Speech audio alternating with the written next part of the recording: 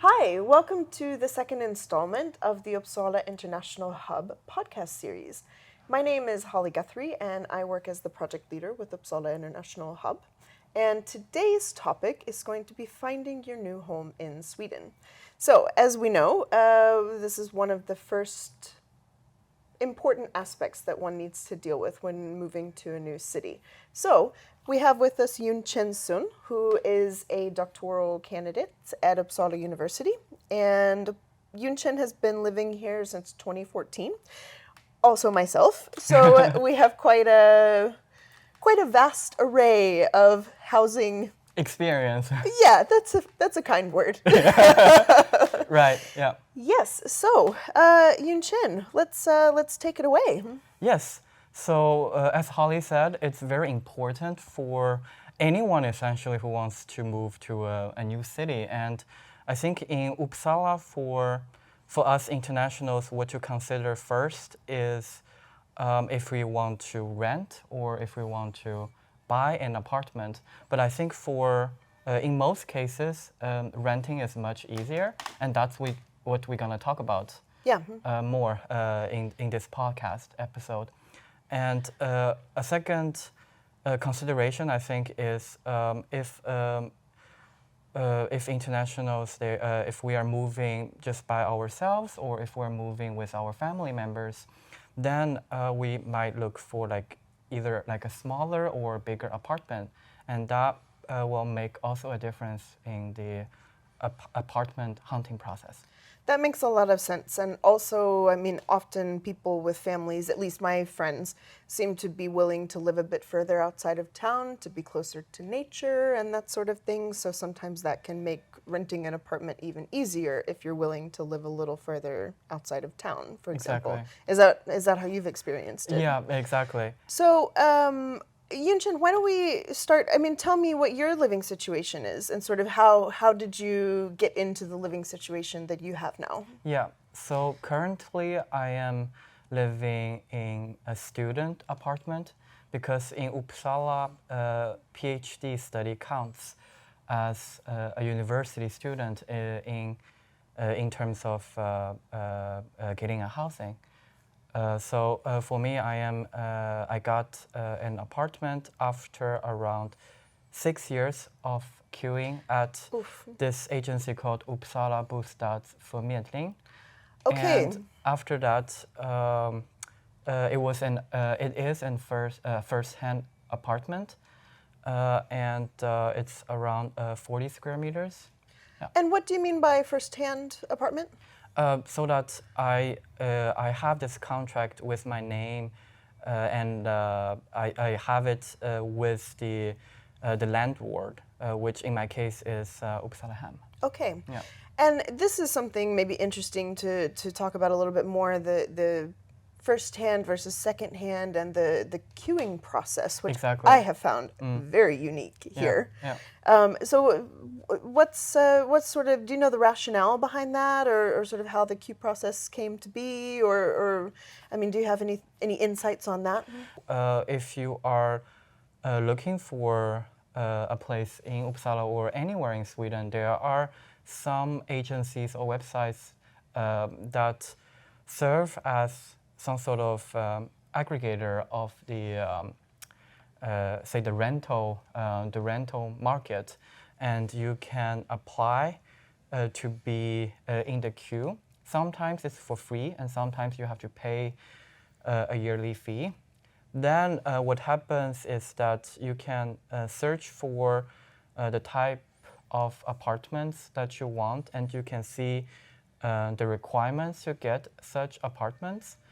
And for most cases, and very unfortunately, it might take quite a few years in order to get a first-hand contract through such housing queues. I mean, I'm from the US, from Texas, and you look on a website, you see an apartment, and you rent an apartment. Yeah. It just happens. Right. Whereas here, as you mentioned, I mean, it can take quite a long time. And I mean, my sort of interpretation of that queue system is part of the kind of democratic norms of Sweden that it's in place in a way to sort of equalize everyone, that if Yeah. you come into the queue, then everyone has the same opportunity to get an apartment. But at the same time, it can be difficult for those that are coming in and have not been in the queue since birth or since they're Yeah. 16 or Yeah. what have you. And I also wanted to just follow up a little bit on, you'd mentioned a minute ago Uppsala Bostadsförmedlingen. Yeah. And so can you tell me a little bit more about what that is and sort of how one interacts with that system? Exactly. So in English, we can say it's about an housing agency for Uppsala region. Right. Meaning it covers not only the city of Uppsala but also some other cities in the Uppsala province or the Uppsala region. And So you basically have everything from kind of city center to maybe the municipalities outside, like Håbo and Knivsta. So all of those are Enköping in and, Köping. yeah. So all of those are covered in that. Is that Exactly. Yeah. Yeah, exactly. And one doesn't need to have a Swedish personal number to register. This is something that many people seem to not know, actually. Whereas I think the biggest tip that I have in terms of searching for an apartment before you arrive, if you have any sort of what would you say, sort of a period before you're going to arrive, whether it's 2 Exactly. months, 3 months, 6 months, whatever, as soon as you know that you're moving, sign up for the queue. Exactly. And even if you can't search for apartments or you can't get offers for apartments without the personal number, you are still accruing time in the queue. Yeah. So the clock starts ticking from day one Yeah. that you pay the fee. So I think that's something that at least I have seen that actually I didn't know about this until pretty recently. So. Yeah. And then, did you have any experience with Uppsala University Housing Office? Did you Yeah. have an apartment through them beforehand? So if you are a master student, a PhD student, or if you are a visiting researcher, Uppsala Housing Office, which is under Uppsala University, might be able to offer you short-term options. There are many furnished apartments in the city of Uppsala, and many of them are pretty central as well. So you can look at their website, and there are usually very specific criteria and very specific procedures that you need to do in order to get one. Right. Yeah. And so, I mean, do you have anything that you would recommend to these, I mean, not just students, but those even researchers or anyone, any international who's moving to Uppsala this fall, who's coming into this situation with really kind of extra high pressure and demand to find housing? Do you have any recommendations for that? Yeah, absolutely. I think the very first thing they need to do is to check with their employers and see if they have either some sort of relocation support, or if they have contacts with some private housing agencies in Uppsala or in Uppsala region, and if their future colleagues have contacts that are renting out. I think that's always the first thing to do, to check immediately with the employer and see if there are options available. I've suggested this to people before as well, to send an email to your HR person or whoever sends out sort of, your email blasts to the department or whatever, with information of, okay, my name's Holly, I'm looking for an apartment. Does anyone know of anything? And I mean, I've had success with that previously when I worked at the university, so sometimes that can definitely work. I think another tip that I thought about while you were speaking was, it's not as ideal, obviously, but there are a number of long-stay hotels that are also in Uppsala. I don't know if you've come into much contact with those, but... I personally haven't, but I know that there are a few of them in Uppsala, and I think they are charged by weeks or months, right? I think you can you can sort of choose, and it Right. depends a bit on the length of stay. Yeah. But I know there's one that's Academy Hotellet, which is Alright. pretty close to the academic hotel, if you Mhm. will, which is pretty close to the main university building. And then there's also Eklundshof, which is a little bit further out of town on the river, but I know Right. they have long stay properties as well. So if one really gets in desperate times, you know, that can be an option as That well. can be an option as well. Yeah. And I mean, I wonder, would you think it was worth suggesting to an employer, for example, if you really can't find a first-hand place, if maybe we can work out some kind of a cost sharing or something like that? Absolutely. I think because this is a concern for many actually, especially if they're moving here with their family members, then they really have to find a place. Yeah. And I think this is something that even before coming to Uppsala, I think that's something that needs to be dealt with. Yeah. And if our internationals cannot find anything before they arrive, they really have to inform their employer and see if there are other options, maybe to pay for like a hotel stay for a month, maybe as like a temporary solution at least. That type of offers, yes. Yeah. And it is really hard to, before you arrive, to know sort of what's available Exactly. and all that sort of thing. And you don't have a network here yet. Yep. So I think it's really difficult to sort of know who to reach out to. Yeah. And I mean, you know, this is also, I don't know if you've come into firsthand contact with this either, but one kind of quirky thing about the housing market here that I've seen on Uppsala Bostadsförmedlingen apartments, for example, is that there are many times that you actually cannot go to a viewing, even if you are in Uppsala, or also that there aren't photos available Right. of the apartment, which some internationals that I've dealt with are like, wait, hold on, like what's going on here? Right. Yeah. But you know, I mean, it took me 4.5 years on Uppsala Bostadsförmedlingen to get my first-hand apartment, and I rented that without seeing it. It was a newly produced apartment or newly built apartment, and had no idea. I turned up the first day. I was like, oh, okay, this is what it looks like. Yeah. Sometimes you just need to take a leap of faith. Yeah. Yeah. So I mean, I normally suggest that to people that, you know, even if it feels strange, as long as you're renting a first-hand apartment from a rental company, and you see the floor plan and that it's, you know, mediated through Uppsala Bostadsförmedlingen, then it's okay to rent an apartment without seeing it. Yeah. But when it comes to the second-hand market, that's a different story, right? That's a very different story because usually for second-hand options, that's actually more common for newly arrived internationals, and there will be more. One needs to be more careful essentially with that as well, because you are not signing essentially with a rental company. You are signing with a private, most likely a private individual.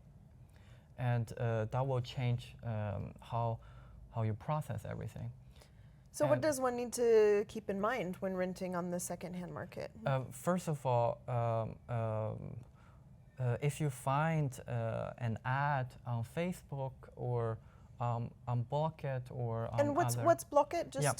Blocket is a marketplace in Sweden. That's essentially another agency for not only housing but also for it's like Craigslist. Is it called Craigslist? Craigslist, exactly. In the US, it's similar to that.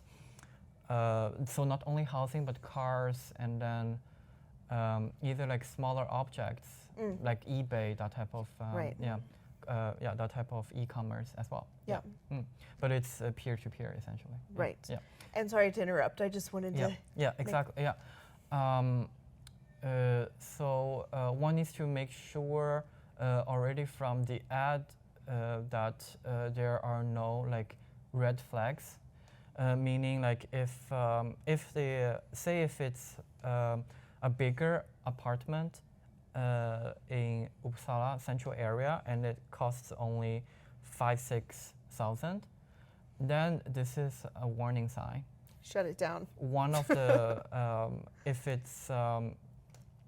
if it's that cheap for like a 80 square meter apartments, there is one needs to be careful if and to check if it's potentially a scam or not. Yeah. And how would one check if it's a scam? Do you have any suggestions for that? So if I go with that ad and contact the whoever posted the ad, and I can because I know that for internationals, if they don't speak or write in Swedish yet, then it's going to be in English. Then I think it's good to communicate first and see if they respond or not. Yeah. That's the first thing, because then if they respond, then we can ask if it's possible to have some pictures of the apartment, or if it's possible to schedule like a video chat to see the apartment. And the person, and make sure they're a real human person. Yes.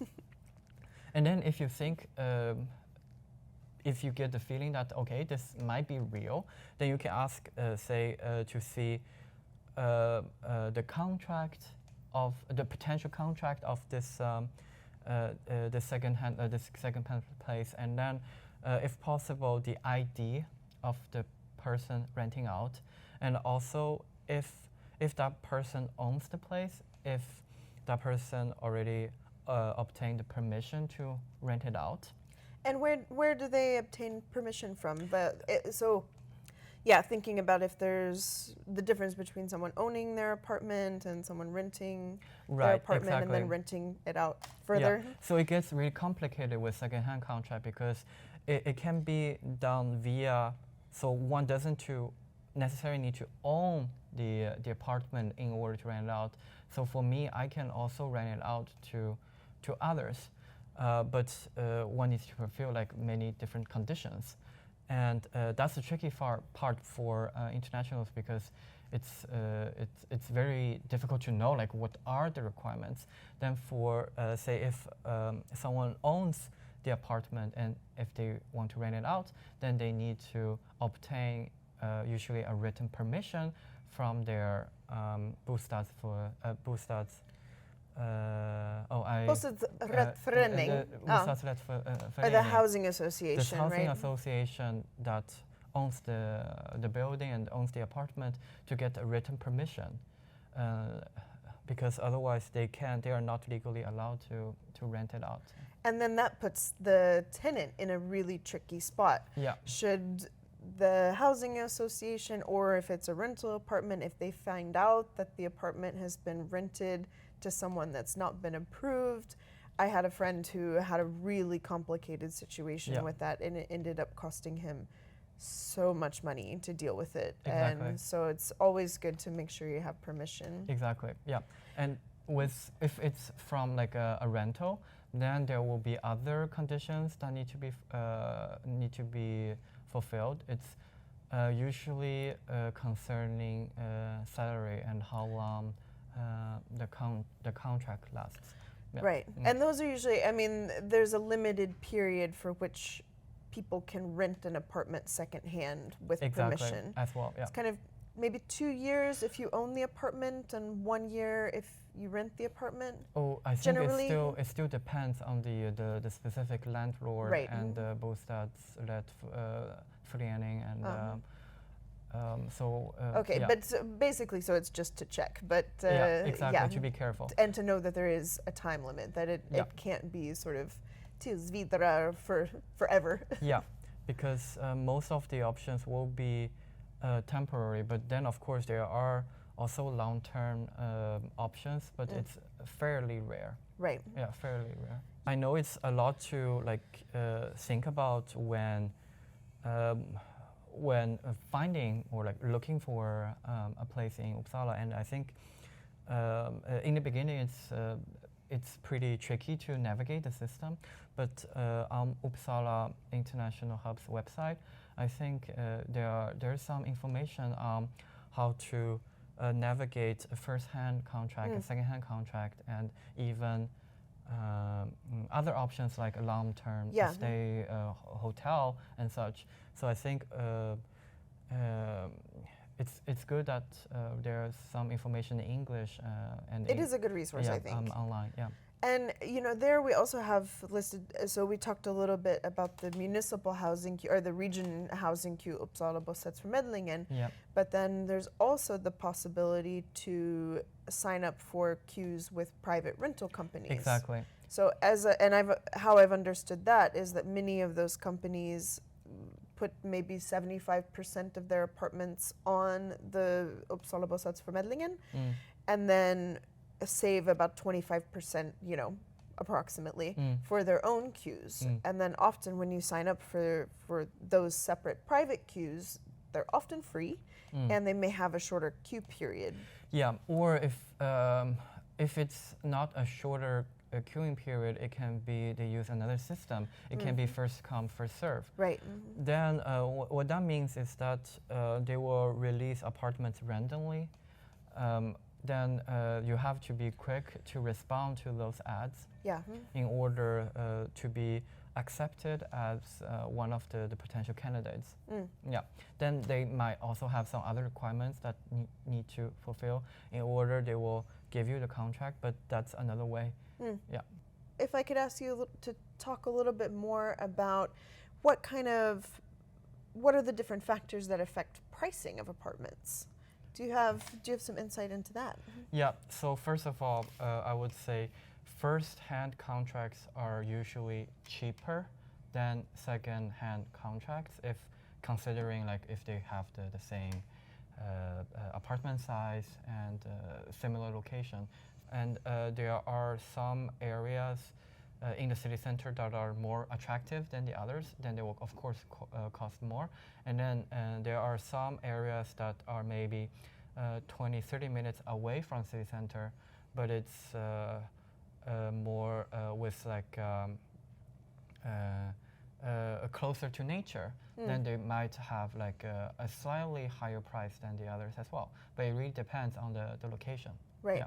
And are we talking 20 or 30 minute cycling or by bus or? Yeah. So Uppsala is a very bikeable city, and within the city center and a majority of the housing options, I would say it's doable by bike. But of course, if one doesn't have good bike skills like me during winter times, it's not advised. It's a little bit of an extreme sport, yeah, isn't it? yeah, but then with public transportation, they go in Uppsala city and Uppsala commune. They go pretty often, and that's not a problem if one lives a little bit far away from the city center or from their workplace. Yeah. So then, I mean, that sounds logical, basically, that the apartments in city center are kind of closest to city center are a bit more expensive, and then kind of the further out you go, they can get a little less expensive. Yeah. But then if you get in one of these highly coveted areas that's really close to nature and, has maybe a villa or, a kind of freestanding apartment or house or that sort of thing, that you might be paying a bit more. Exactly. So location matters. And then I think one also need to consider for utility cost. Exactly. Right. Yeah, utility cost. That's what's not usually not included in the housing contract. But then again, it really depends on the situation. So I can say about my current situation is that I pay. In my contract, my housing and my water usage, but not electricity and not internet or TV. Right. Yeah, and I know for some apartments, water is not included in the contract either. Right. So it's just the apartment that's included. So it really depends on what's written in the contract and what's. So, I mean, if we sort of boil all of this down and summarize, what do you reckon are the best tips? Yeah, I think first of all, for any internationals who want to move to Uppsala, they have to start early. Really, if they have the opportunity to look up Uppsala Bostadsförmedling and other websites, if they can sign up, please do so, because queuing points will already be accumulating as we speak now. Yeah. And the second thing is that to contact the future employers and see if they offer any relocation services, and if their future colleagues have any contacts that will give them maybe a second-hand contract. Yeah. Yeah. Good. So to reach out to some networks and also start early. Exactly. Yeah. Yeah, if I can jump in with a tip also, it would be to be flexible and to realize that you may not be able to find your dream apartment when you very first arrive, but to have a bit of an open mind of maybe living a little bit further outside of town. So we've talked about how bikeable Uppsala is. So even if you're a 10-minute bike ride from city center, you're actually still pretty centrally located. So to sort of keep that in mind, I think that's a good... Yeah. Another tip that comes to mind is that if one is looking for a second-hand contract, they need to be very careful and see if it's a scam or not. Especially on Facebook, there have been occasions when people got scammed and they sent a deposit earlier to get before they can get a contract, and then they got scammed afterwards. Yeah. So do not send essentially any money before you have verified that first of all the apartment exists, and they have the permission to rent out the apartment, and then the person who is renting out, you have their information and ID to verify their identity. Right. Yeah. And to sign a contract, or and that you see the contract. You actually see the contract, yeah. absolutely, yeah. Yeah. And make sure it doesn't say anything crazy, right? Yeah, yeah. Yeah, and I think for people, and another tip would be to also maybe look for like a temporary housing here in the beginning, and then using their time to maybe look for a better place. Yeah, because many internationals have been here during their first few years, moving around multiple times. So that can happen as well. Yeah. Yeah. Definitely. Yeah. So to use your networks and all of use, that. Yeah, use the networks and everything. Yeah. Great. Yeah. Well, I feel like we've pretty well covered our personal experiences and the sort of general landscape of the housing market here. So with that, I'd like to really thank you for joining us today, Yunchen, and it's been great talking with you and learning from your experiences as well. It's my pleasure. Yeah, absolutely.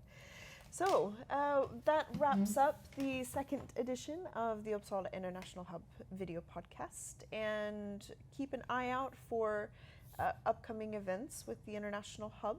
And on our website, we also have a number of these tips and tricks and links to all of the different agencies that we've mentioned today. For example, Uppsala Bostadsförmedlingen, or the regional housing queue, is linked there, as well as some of the private housing queues that you can sign up for. So feel free to have a look at our website there. Thank you so much, and look forward to seeing you next time.